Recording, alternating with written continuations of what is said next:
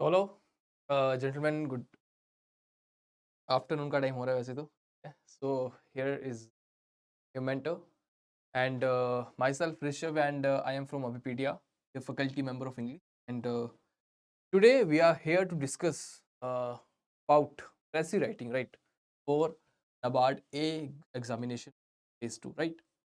I hope that you are preparing well for your phase 2 examination, and I hope that you have started preparing the way I also mentioned some points to you, and I hope that you have also made your strategy to perform well in your phase 2 examination.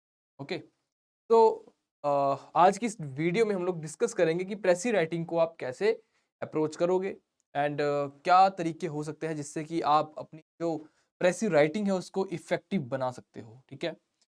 And more और less थोड़ा सा आपको इसमें मैं एक idea दूंगा कि what are the things that you need to keep in your mind while writing Pressy, okay, and along with that we also discuss एक सैम्पल सोल्यूशन होगा जिसमें कि हम लोग डिस्कस करेंगे कि what are the main things और main key factors that you need to put in your precis writing, right.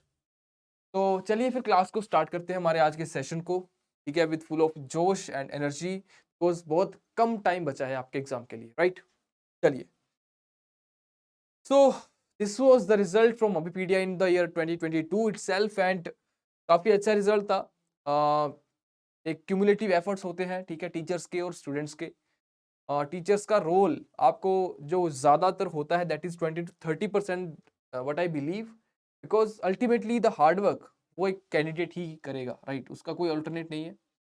And more over आपको जो गाइडेंस दी जाती है, ठीक है, अगर आप उसको अच्छे से इंप्लीमेंट करोगे डेफिनेटली वो रिजल्ट आपको देगी ही देगी, ठीक है। चलिए फिर स्टार्ट करते हैं आज की हमारी इस क्लास को। ओके, तो इफ देयर इज एनीवन जो कि फर्स्ट टाइम इस लेक्चर में है, इस लेक्चर को देख रहा है एंड वो नवार्ड एग्जामिनेशन के लिए प्रिपेयर कर रहा है, तो I would like to tell that what is precis. Precis writing होती क्या है ये आपको पता होना चाहिए पहले तो, ठीक है। इसमें होता क्या है, you will be given a comprehension, एक पैराग्राफ आपको गिवन रहेगा, ठीक है, क्योंकि आपको एक वर्ड लिमिट वहां पे मेंशन रहेगी कि दैट जो भी मान लो फॉर एग्जांपल 300 वर्ड्स का वो पैराग्राफ है, ठीक है, 300 का है या 250 वर्ड्स का है, राइट, 300 वर्ड्स का मान लो या 250 वर्ड्स का मान लो, जो भी, ठीक है, अगर 300 वर्ड्स मान लो फॉर एग्जांपल, देन आपको उसको समराइज करना है 1/3 में, right. You need to summarise that particular जो भी कॉम्प्रिहेंशन पैराग्राफ टॉपिक जो भी रहेगा, ठीक है, you need to summarise that into 1/3, ठीक है। जो भी वर्ड लिमिट होगी उसका 1/3 में आपको उसको समराइज करना रहेगा, ठीक है। अब समराइज करते टाइम आपको चीजें हैं जो दिमाग में रखनी है। समराइज का मतलब ये नहीं है कि आप वहां से ही कुछ लाइनें as it is copy paste करो और 1/3 को बना के, ठीक है, आपका प्रेसी राइटिंग कंप्लीट हो गया। That is not the scenario. अगर इतना ही इजी रहता तो वो आपको इसको डालता नहीं, ठीक है। ओके, सिलेबस में मेंशन है, ठीक है, तो आपको इसको तैयार करना ही पड़ेगा। अच्छा, ऐसा भी नहीं है कि काफी डिफिकल्ट चीज है, because this is one of the things जो कि आपको वहां पे मेंशन रहेगा। आपको टॉपिक जो भी आपका कॉम्प्रिहेंशन होगा that will be mentioned, and that would be mentioned even, and आपको उसको रीड करके, ठीक है, उसको समराइज करना है, दैट्स ऑल, ठीक है। काफी इजी होता है अगर आप थोड़ा सा चीजों को, बेसिक्स को अगर आप फॉलो करोगे, थोड़ी सी प्रैक्टिस करके जाओगे तो easily you can score 20+। Okay, अब वो चीजें क्या है, कैसे आपको अप्रोच करना है, that is a matter of concern, right. तो precis writing, I hope that each and everyone is clear about ki what is pressy writing. Okay, now let us move to what are the things that you need to keep in your mind while writing a pressy. Okay, first of all, जो comprehension होगा, जो paragraph दिया रहेगा या topic जो भी होगा, you need to read that very carefully, attentively. It means आपको उसको अटेंटिवली पढ़ना है, ठीक है। सिर्फ पढ़ने के लिए नहीं पढ़ना, आप उसको उस तरीके से पढ़ेंगे कि जिससे कि आपको अपने दिमाग में की पॉइंट्स को रिटेन करना है, ठीक है। अटेंटिवली पढ़ोगे, यू नीड टू रिटेन दोस की पॉइंट्स या की वर्ड्स या जो भी यू कैन से आपको क्रक्स लिखने में हेल्प करेंगी, उन फैक्ट्स को, डेटा को, ठीक है, आपको दिमाग में रखना है, ठीक है। फर्स्ट ऑफ ऑल ये सबसे इंपॉर्टेंट चीज रहेगी, ठीक है, कि आपने उसको रीड करा but not just for the sake of reading. You need to read the comprehension to keep the main points in your mind. You need to retain the main points, ठीक है। नाउ थर्ड थिंग इज कि try to understand. कई बार क्या होगा, आपको हो सकता है कुछ मीनिंग, वर्ड मीनिंग आपको ऐसे मिले जिनका मीनिंग आपको फॉर एग्जांपल नहीं पता। फॉर एग्जांपल कुछ भी आपको वर्ड मिल गया, होता है कई बार, मान लो आपको ऐसा तो है नहीं कि पूरा का पूरा कॉम्प्रिहेंशन पढ़ा आपने। Most of you will face difficulty in some words, ठीक है। जब आप उस कॉम्प्रिहेंशन को, पैराग्राफ को रीड करोगे, यू मे फेस डिफिकल्टी। तो उसको आप कैसे ओवरकम करोगे, व्हाट इज द वे? अब आप क्या करोगे, मान लो कोई वर्ड आपको समझ नहीं आया, एक तो उसको 2-3 बार पढ़िए, ठीक है। फिर क्या करिए, उसके जो पूरी की पूरी सेंटेंस है, उस सेंटेंस को पढ़िए, उसके कॉन्टेक्स्ट को समझिए कि ये वर्ड किस कॉन्टेक्स्ट में जा रहा है, आप उसका मीनिंग गैस करिए, ठीक है। बिकॉज कई बार ऐसा होता है कि एक लाइन आप पढ़ रहे हो, उसमें एक ऐसा डिफिकल्ट वर्ड आ गया, अगर आपको उसका मीनिंग नहीं पता तो आपको उस पूरी की पूरी लाइन पढ़ने का कोई फायदा नहीं होगा। So you need to understand the meaning of that particular word with the help of context, कि किस context में बात कर रहा है, क्या इसका मीनिंग यहाँ पे बैठ सकता है। Okay, give. अच्छा, फिर ये तो हो गया हमारा रीडिंग के टाइम पे। जब लिखते टाइम क्या करोगे आप, सबसे पहले आपको टाइटल देना है। सबसे पहले आपको उसका टाइटल देना है। जो भी आप title, title can be differ, right. ऐसा नहीं है कि टाइटल सेम होना चाहिए, बट हाँ, टाइटल शुड बी रेलिवेंट, ठीक है। टाइटल शुड बी रेलिवेंट, ठीक है। टाइटल आप जब एक अच्छे से उस टॉपिक को पढ़ोगे तो आपको टाइटल का आइडिया लग जाएगा कि what can be the title, okay. But title should be relevant. ऐसा ना हो कि टॉपिक कुछ और हो, टाइटल आपने कुछ और दे दिया, तो वहां पे you will lose marks, okay, simply. Now the thing is, summarise कैसे करोगे आप उसको। अब समराइज करने के लिए मैंने एक तो आपको बताया कि you need to keep those important points, जो भी आप उसमें से फिल्टर करोगे, in your mind. You need to retain that data, ठीक है।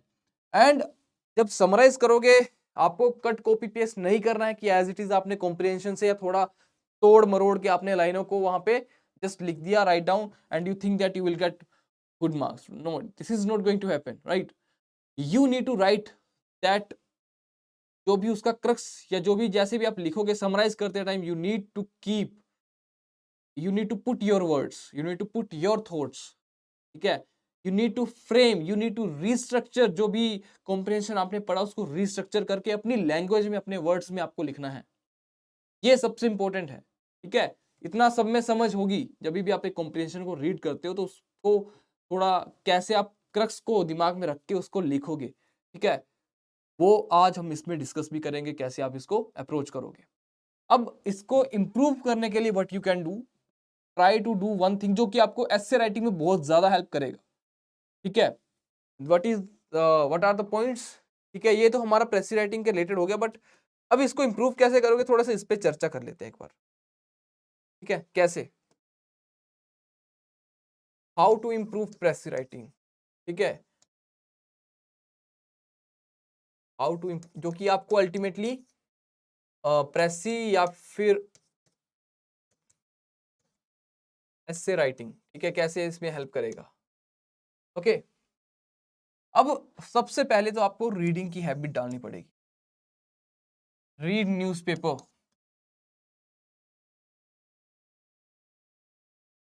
ठीक है, रीड न्यूज़पेपर। अब जब रीडिंग करोगे आप न्यूज़पेपर में, ऐसा मत करना कि पूरा दिन न्यूज़पेपर पढ़े जा रहे हो जस्ट आप, ठीक है, डोंट डू दैट। न्यूज़पेपर का स्पेशली अगर टाइम कम है आपके पास में, तो you can do what you can do, editorial page पढ़िए, ठीक है, एडिटोरियल्स पढ़िए। अब जब आप इस एडिटोरियल को पढ़ोगे, ठीक है, आपने रीडिंग करी, अब उससे होगा क्या, आपके लिए आपके पास में डेटा होगा। जब आप इसको ऐसे राइटिंग में इंप्लीमेंट करोगे, तो आपकी ऐसे राइटिंग में तो देखो, उस पर भी एक वीडियो लेके आऊंगा मैं, ठीक है। बट फिलहाल इसको इस मोटा मोटा समझिए कि अगर आपके पास में इंफॉर्मेशन रहेगी और आपको पता है रीडिंग कैसे करनी है, एक रीडिंग करने का तरीका होता है, ठीक है, फास्ट रीडिंग, कैसे उसको फास्ट पढ़ने के साथ साथ में कैसे अंडरस्टैंड करना है, वो आपको रीडिंग के साथ में ही आएगा, ठीक है। एडिटोरियल पेज को पढ़िए। अब उसके बाद में क्या करिए कि जो आपने टॉपिक पढ़ा उसको समराइज करिए अपने वर्ड्स में। एटलीस्ट ये तो आप कर सकते हो ना, उसको समराइज करिए अपने वर्ड में, ठीक है। उसको समराइज एक जस्ट मोमेंट, उसको समराइज करना है आपको अपने वर्ड्स में, ठीक है। अब जब आप उसको समराइज करोगे डेली के, अगर आप दो लाइक टॉपिक्स को पकड़ते हो पूरा एडिटोरियल पढ़ के, ठीक है, जो साइड में छोटे टॉपिक्स दिए रहते हैं उनको आप पढ़िए, उनको समराइज करिए। जब आप डेली में दो टॉपिक्स को समराइज करके लिखोगे, आप खुद मुझे बताइए कि क्या आपको प्रैक्टिस नहीं हो जाएगी एग्जाम में, ठीक है। अपने कीबोर्ड पे टाइप करिए, लिखना मत उसको प्लीज, टाइपिंग के थ्रू, उससे होगा कि आपकी टाइपिंग स्पीड भी बढ़ेगी, ठीक है। That also matters, typing speed is going to play a very crucial role, because मान लो किसी की टाइपिंग स्पीड अच्छी है और वो थोड़ा सा भी अगर अच्छा है रीडिंग में, it is going to be a very very you can say good thing for that particular candidate, right. तो डू दिस थिंग कि रीडिंग न्यूज़पेपर की हैबिट डालिए, एडिटोरियल पेज को पढ़िएगा, टाइम कम है तो सिर्फ एडिटोरियल पेज पढ़ के भी आपका काम चल जाएगा। एक तो इससे आप अवेयर रहोगे कि what is going on in the nation और इन नेबरहुड कंट्रीज, राइट। और आपको फिर जब उसको समराइज करके लिखोगे तो आपकी प्रैक्टिस हो जाएगी, और साथ में जब उसको आप टाइपिंग करके लिखोगे अपनी लैपटॉप की, वो जो भी लैपटॉप या फिर जो भी पीसी है, तो आपकी टाइपिंग की भी प्रैक्टिस हो जाएगी। प्लीज इसको इंप्लीमेंट कर दीजिए as soon as possible, and I hope that you have already started doing this thing, ठीक है। The time is very less and you have a lot of things to do, so please make sure that you do not leave any stone unturned in your while you are practising, ठीक है। Okay, so these are the main things, इनको implement करिए, you will see the result, okay। चलिए, now let us come to a practice solution, एक comprehension मैंने लिया है, let us come to practice, कैसे आपको इसका solution लिखना है। एक सैम्पल solution आपको प्रोवाइडेड है, ठीक है, इसी में तो रीड करेंगे, थोड़ा सा मैं आपको बताऊंगा कि कैसे आप चीजों को इंप्लीमेंट करोगे जो मैंने आपको बताई अभी अभी, ठीक है। ओके, चलिए फिर स्टार्ट रीडिंग। बोलता है, when we survey our lives and efforts, we soon observe that almost the whole of our actions and desires are bound up with the existence of other human beings, ठीक है। कुछ human beings की बात कर रहा है और बता रहा है कि कैसे हमारी एग्जिस्टेंस एक दूसरे और एक्शंस और डिजायर्स एक दूसरे के are bound up with the existence of human beings. We notice that the whole of the nature resembles that of social animals, ठीक है। We eat food that others have produced, wear clothes that others have made, and live in houses that others have built. The greater part of our knowledge and beliefs has been passed on to us by other people through the medium of a language that others have created. मतलब इसका बोलने का crux यहाँ पे क्या निकला कि that whatever we are wearing, that whatever we are eating, the way we are communicating, all these things are taken, ठीक है। किसी ना किसी ने इन चीजों को बनाया होगा, क्रिएट किया होगा। Ultimately we are depend upon someone, ठीक है, या we are depend upon each other, not just someone, we are depend upon each other, right. Without language and mental capacities, we would have been poor indeed, comparable to higher animals. अगर हमारे पास में क्या ना होता, language नहीं होती, ठीक है, एक मेंटल कैपेसिटी नहीं होती, तो हम बाकी जो भी जितने भी एनिमल्स हैं, ठीक है, उनके कंपैरिजन में हम क्या होते, पुअर होते, ठीक है। गरीब की बात नहीं कर रहा, हम उनके कंपैरिजन में नीचे होते काफी, ठीक है। We have therefore to admit that we owe our principal knowledge over the least to the fact of living in a human society. मतलब हम ह्यूमन सोसाइटी में रहते हैं, इसलिए हमें वो चीजें प्रोवाइडेड हैं, जो भी चीजें लाइक नॉलेज, ठीक है, मेंटल कैपेसिटी, ठीक है। ओके, तो क्रक्स निकालना है आपको ऐसे। The individual is if left alone from birth would remain primitive and beast like in his thoughts and feelings to a degree that we can hardly imagine. बोलता है अगर किसी भी इंडिविजुअल को उसके जन्म से ही अकेला छोड़ दिया जाए तो वो काइंड ऑफ एक बीस्ट बन के निकलेगा, ठीक है। अगर क्योंकि obviously if that person will face a lot of difficulties and वो उनको सर्वाइव करेगा तो he will become a beast, right. Okay, फिर बोलता है the individual is what he is and has the significance that he has, not much in virtue of individuality but rather as a member of a great human community which directs his material and spiritual existence from the cradle of the grave. तो ये passage था, ठीक है। अब इसको आपको summarise करना है, ठीक है। इफ यू फील कि हाँ आपको दूसरी बार पढ़ना है, you can also do the same, ठीक है। You can read that again with more, क्योंकि आपको आइडिया लग गया होगा फर्स्ट टाइम कि कहाँ पे इंपॉर्टेंट चीजें, क्या आपको क्रक्स उसका निकालना है, ठीक है। इसका टाइटल का भी आपको आइडिया लेना है। इसमें टाइटल की बात कर रहा है, अराउंड सोसाइटी की बात कर रहा है, ठीक है, ह्यूमन बीइंग की बात कर रहा है, ओके। ह्यूमन बीइंग की बात कर रहा है, सोसाइटी की बात कर रहा है, तो इससे रिलेटेड आप कोई भी टॉपिक इसको टाइटल दे सकते हो, ठीक है। Now let us come to solution. This is the way that you need to write. First of all आपको टाइटल देना है इसका, टाइटल यहाँ पे है इसका मैन एंड सोसाइटी, ठीक है, या ह्यूमन भी बोल सकते हो आप, ह्यूमन एंड सोसाइटी, ठीक है, कोई दिक्कत नहीं है इसमें भी, ओके। ह्यूमन एंड सोसाइटी या मैन एंड सोसाइटी। बोलता है human beings have their actions and desires bound up with society as they are social animals. अब इस चीज को उसने देखो समराइज करके कैसे लिख दिया, यहाँ पे देखना इस चीज को। हमने यहाँ पे पढ़ा था पैराग्राफ में, when we serve our lives and efforts we soon observe that the almost all that the whole of our actions and desires are bound up with the existence of other human beings। तो उसने इसको summarise करा, बोलता है human beings have their actions and desires that bound up with the society as they are social animals। क्योंकि human being क्या है, एक दूसरे पे डिपेंड करता है, रिलाय करता है, जस्ट क्यों, क्योंकि वो एक सोशल एनिमल है। दे depend on each other for food, ठीक है, जो आगे की लाइनें थी इनको आप मिस नहीं कर सकते। वो डिपेंड करता है किसके लिए, फूड के लिए, रिसोर्सेज के लिए, जो भी कपड़े वगैरह हम पहनते हैं, जो भी एवरीथिंग, हम हर एक चीज के लिए किसी ना किसी पे डिपेंड है, राइट। तो उसने उसको समराइज करके लिखा, they depend on each other for food and clothes, they share their knowledge and beliefs and use language created by others to communicate. ये सब चीजें हमने पढ़ी, ठीक है। which helps in their mental, हमने पढ़ा पीछे कि ह्यूमन बीइंग क्यों डिफरेंट है। अगर हमारे पास में मेंटल कैपेसिटीज या फिर नॉलेज नहीं होती, so we would be poor, ठीक है, as compare to other animals, ठीक है। But we have that thing, क्योंकि हमारे पास में सोचने समझने की कैपेसिटी है, what is wrong what is right, ठीक है।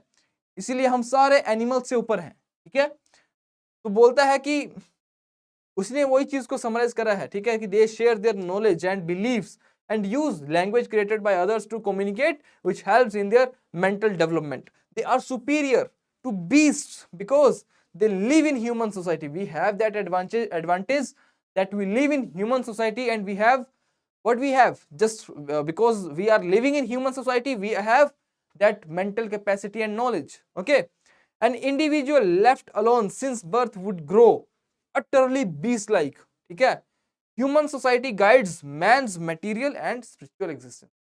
क्या गाइड करती है, ह्यूमन सोसाइटी ही उसको गाइड करती है कि मेंटल और स्पिरिचुअल एग्जिस्टेंस को, ओके। तो दिस इज हाउ आप, ये तो चलो थ्योरेटिकल था, अगर फैक्चुअल है तो फिर तो थोड़ा सा और इजी हो जाता है, because what you can do, जो फैक्ट्स आपको गिवन रहेंगे उनको आप एज इट इज लिख सकते हो, फैक्ट्स को थोड़ी चेंज करोगे आप। बट अगर थ्योरेटिकल है, ठीक है, तो आपको फिर अपनी लैंग्वेज में उसको अच्छे से एकदम समराइज करके लिखना है, सो दैट उसका जो मेन क्रक्स है, crux should not be changed, crux should be same. जो हमने पीछे पढ़ा और जो इस पैराग्राफ को पढ़ेंगे, तो हमें सेम वहां से क्रक्स निकल के आना चाहिए कि yes this is the main thing that we are talking about, okay. बातें समझ आई आपको? तो इसी तरीके से आपको क्या करना है, इंप्लीमेंट करनी है चीजें, ठीक है। और जैसे जैसे आप प्रैक्टिस करोगे, the way I told you, read newspaper, ठीक है, एडिटोरियल पेज को पढ़िए, after doing that start writing. जैसे कि आपको एग्जाम में लिखना है, उसी तरीके से आप अपने दिमाग को सोचने के लिए मजबूर करिए, ठीक है। टाइपिंग की प्रैक्टिस आपकी हो जाएगी साथ में। If you implement all these things you will see a ट्रेमेंडस change with in your self. it will help you in your NAVAD examination। along with that it will help boost your confidence, okay। इन चीज़ों को implement करिए, ठीक है, अच्छी habits ही आपको बता रहा हूँ, ठीक है। और अल्टीमेटली जब आप प्रैक्टिस करोगे तो आपको एग्जाम में वो प्रेशर फील नहीं होगा। And most important thing is time manage करना सीखिए, ठीक है। वो टाइम मैनेज आपको कैसे आएगा करना, if you do practice. Time management is very very important इसमें, इन सब में, क्योंकि अगर आप इसमें टाइम बचाओगे तो वो आपको ऐसे राइटिंग के लिए थोड़ा सा ज़्यादा टाइम मिल जाएगा, इसमें आप अच्छे से परफॉर्म कर सकते हो। ठीक है, तो ये वो चीज़ें हैं, प्रेसी राइटिंग हो गया, रीडिंग कॉम्प्रिहेंशन हो गया, सब कुछ गिवन रहेगा आपको। आपको थोड़ा सा एक्स्ट्रा एफर्ट ये करना है कि आपको प्रैक्टिस करके जाना अच्छे से, सो दैट वहाँ पे आप टाइम वेस्ट ना करो फालतू की चीज़ों में। ठीक है, रीडिंग कॉम्प्रिहेंशन में आपको कॉम्प्रिहेंशन गिवन होगा, इसमें आपको कॉम्प्रिहेंशन गिवन होगा, उसी में से आपको लिखना है, उसी में से आपको जो भी है वहाँ पे परफॉर्म करना है देख के। इट्स लाइक आंसर आपके सामने है। ठीक है, you need to perform. If you can't perform in that situation also, then you need to think about your preparation. Okay, good, good to go. तो इन चीज़ों का अपने दिमाग में ध्यान रखिएगा। ठीक है, सो विद दिस आज का हमारा ये मोमेंट, आज का हमारा ये सेशन स्टार्ट खत्म होता है। एंड सबसे इंपॉर्टेंट चीज आपके लिए जो अभिपीडिया लेकर आया है, that is NABARD grade A examination के लिए टेस्ट सीरीज, जिसमें कि आपको वैसा ही एक होलिस्टिक एक्सपीरियंस मिलेगा जैसा कि आपको एग्जाम में फेस करना होगा, डिस्क्रिप्टिव थ्रू कीबोर्ड। ठीक है, वो आपके लिए यहाँ पे फैसिलिटी रहेगी। ठीक है, मतलब इसमें आपको एग्जाम ही ऐसा क्रिएट किया जाएगा कि जो आपको ऑनलाइन देना है। ठीक है, उसका आपको असेसमेंट मिलेगा।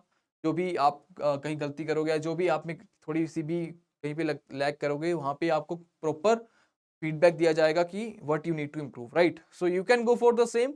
एंड काफ़ी हेल्पफुल चीज़ होगी, सेम एक्सपीरियंस मिलेगा। और एग्जाम में जब आप जाओगे तो यू विल फील कि हाँ, ऐसा ही एनवायरनमेंट हमने पहले फेस करा है।